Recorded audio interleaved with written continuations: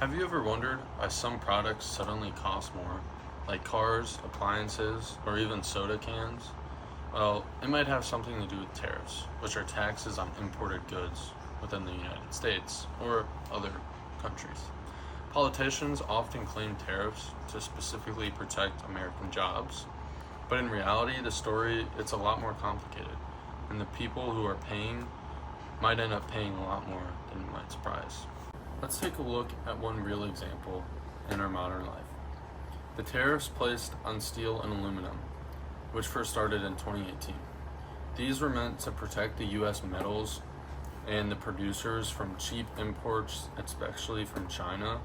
The tax added to these was 25% on imported steel and 10% on imported aluminum from China and other countries. At first, it sounded like a win for American factories, but those same tariffs drove the prices up, and over a year after they took effect, the steel prices had risen already 5%, and aluminum prices jumped nearly 10%.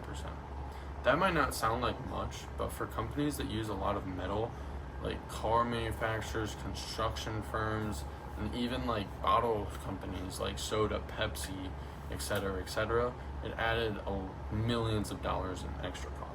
Now, fast forward to 2025, the tariffs were brought back and even expanded on under Donald Trump.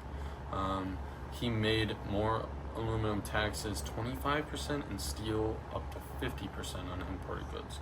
That's basically doubling down on a policy from 2018.